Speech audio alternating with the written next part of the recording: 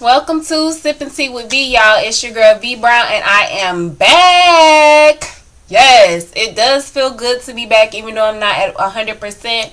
Y'all know the last time I came to y'all, I was still in Europe. I'm back home now, as y'all can tell from the background.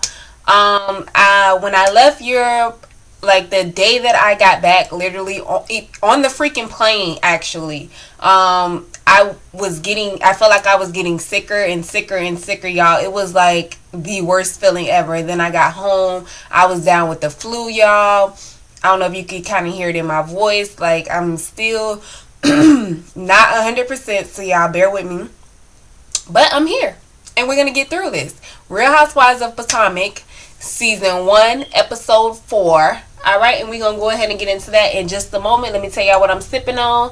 I am sipping on me some Crown Royal Apple. I'm going to try to drink this as much as I can and just marvel in it, y'all. Because y'all know, in Europe where I was at, they ain't fucking have it. Like, how you don't got Crown Royal Apple, okay? And I'm having that with some Sprite. So that's what we doing tonight. And let me just go ahead and pull up these little Real Housewives of Potomac, Season 1, Episode 4, Desperately Seeking Marriage, okay?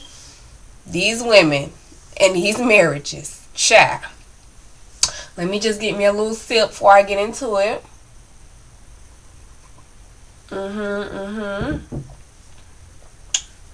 Good stuff, good stuff. Alright, Giselle starts this episode off with her bad parking. Girl, you got that nice ass car and you can't even park. And you, first of all, let's go from driving to flying. You want to get your pilot license, but you can't even park the car right? Pump your brakes, boo. Pump your brakes. Anyway, she wants some flight lessons so that she can get her pilot license. She and Karen show up to the airport to check these planes out, right?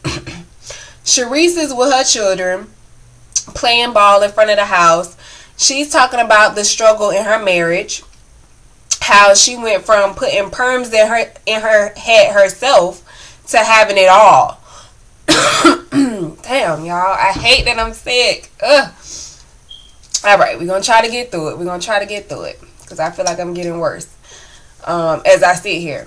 Okay, so she went from putting perms in herself to having it all. Now, by means of having it all, she means materialistic things. And you know, when you say you got it all, and it's talking about materialistic things like the house, the cars, the jewelry, the diamonds, all that stuff, that's materialistic. It can be here today, gone tomorrow.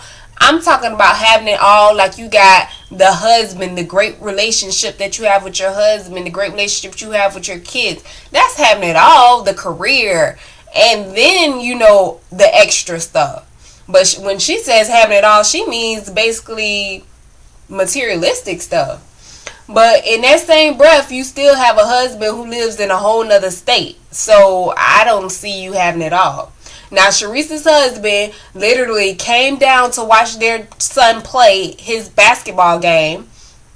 And Sharice took a little nap. And when she woke up, he was gone, vanished, back to New Jersey. She literally feels like she's the mistress to her husband's career. Now, trust me, it's more to it than just that. And I'm just going to sip my tea on that, y'all.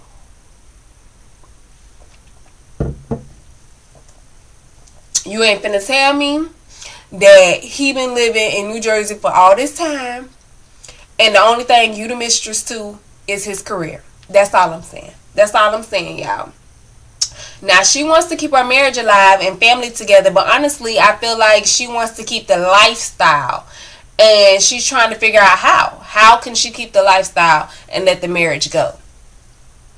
Because her kids, they're older. Like, once they graduate high school, 17 and 16, I think they are.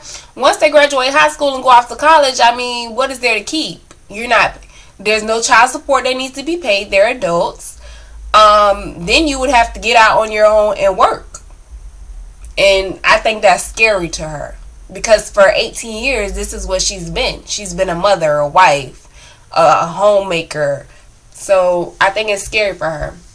Now, Giselle meets up with her ex-husband, Jamal. The cheating pastor, child. Child, if you ask me, he is quite flamboyant. He really is. When I saw him, I was like, oh, okay, all right.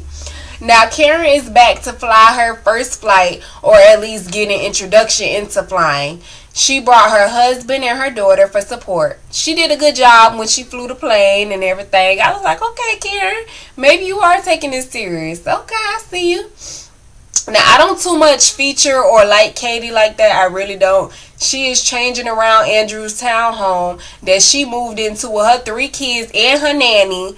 Mind you, Katie and Andrew ain't even married. Does she really did she really have no right to be doing any of this? Like, how you gonna come up in here and move this whole man house around? Like, no ma'am. Now make sure y'all hit subscribe, so y'all can stay tuned with my recaps and my reviews of these shows, because I'm back, honey. Best believe I am back, alright? And I did see that I finally reached over 100 subscribers, so that's what's up, y'all. Let's keep it moving. Let's keep it popping. Keep subscribing. Keep liking. Keep commenting. All that helps. It really does, y'all. Now, Sharice is home alone. The kids are with their father. Karen calls Sharice and lets her know that she's going to go ahead and call Giselle and Katie and invite them over so they can all, talk and, just get Sharice spirits up. Because you can definitely tell just on the calls and everything, this whole episode, her spirits were low. Now, Sharice, that kitchen is amazing, girl. The kitchen is on point. That's like any chef's dream kitchen. Like, I like to cook when I feel like it. So when I cook, that's there would be my kitchen, boo. Okay? Alright. Now, I now know why Katie loves the fact that her nanny is a lesbian. She let it be known that she's enjoyed a tumble or two in the bed with a woman in her past single life in New York. Okay? So that's why she like. So when Andrew be going off on his little 3-4 day trips, the ones he don't invite her on, we know what she be home doing with the nanny. Okay? I think the situation with Sharice and her husband is a little more strained than she's putting on. I mean, I think divorce is in the very near future. She's been dealing with this thing for 3 years now. 3 whole years. It makes me feel like they don't want the kids to be in the middle of all of this. So they're going to raise the kids up and get them off to college and then proceed with the divorce. That's how I feel. And they don't have that much time. Because I think this year will be her son's last year in high school. And then her daughter, like, it's inevitable. Now, Andrew was not too pleased when he got back from his trip and saw how his home had been changed around. Katie basically has to get on her back to make up for all this that she did. So she got to get on her back in the sack and get it popping for all that she did to his house. Now, ain't that something? Ain't that something? I'm just going to sip my tea, y'all. I don't make the news. I just report it. Alright. Is it me or do you get sugar daddy from almost every Potomac housewives husband/boyfriend? It's like they are all much older than these women and a come up for the women. That's just an assumption. I don't live in their lives to know their real life, but what they're putting out there, that's how it seems. To me, like, these men are just sugar daddies that they married. That's just my assumption, y'all. All of the women are getting ready for Ashley's 27th animal print themed birthday party. Giselle lets Robin know that Ashley did Google her and see that her ex-husband and she are broke, basically. They filed for bankruptcy.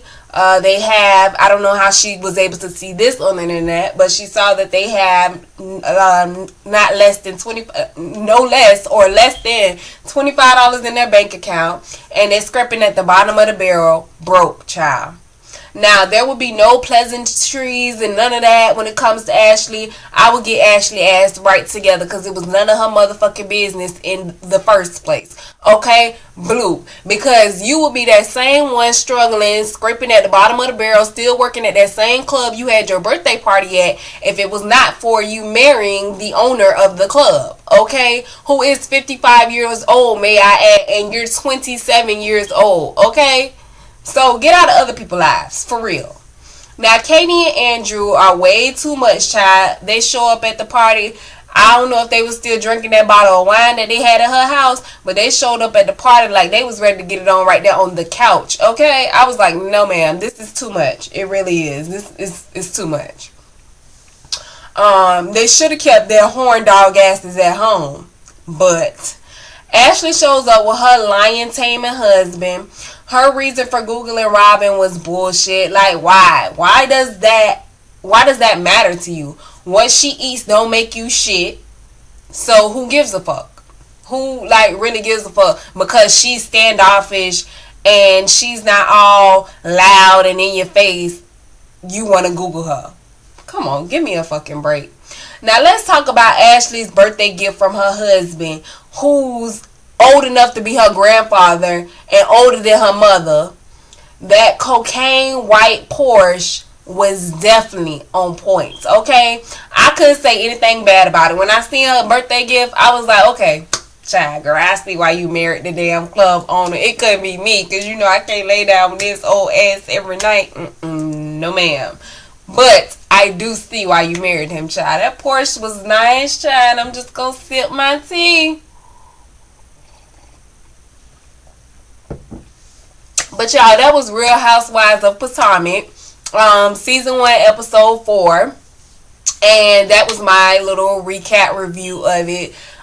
This episode didn't really give me much. No, nope, didn't give me much. But you know, I like the Real Housewives of Potomac. I did not think I was gonna like them. I think I might like the Real Housewives of Texas. I might like them a little more, but we don't know. We'll see when they coming on, when they're recording, what's going on. Like, I'm going to try to keep y'all updated. I'm going to keep checking on to see, but I can't wait for it. But y'all definitely subscribe, like, and share. Keep rocking with me. I'm going to try to come to y'all tomorrow. So much stuff comes on tomorrow night. So I'm going to try to come to y'all tomorrow with a review for Love and Hip Hop New York. But we got the Grammys coming on tomorrow. We got the interview with Vince Carter. I don't know if y'all into basketball, but I love basketball. So, you know, I'm definitely going to try to check the interview with Vince Carter out on NBA TV at 9 p.m. Okay. I think 8 or 9, but whatever. So, yeah, that's what's going on tomorrow. And y'all gonna see me again. I'm pretty sure I'm gonna end up reviewing Love and Hip Hop New York. But y'all just keep praying for me because I definitely want to feel better. I will talk to y'all soon. Mwah.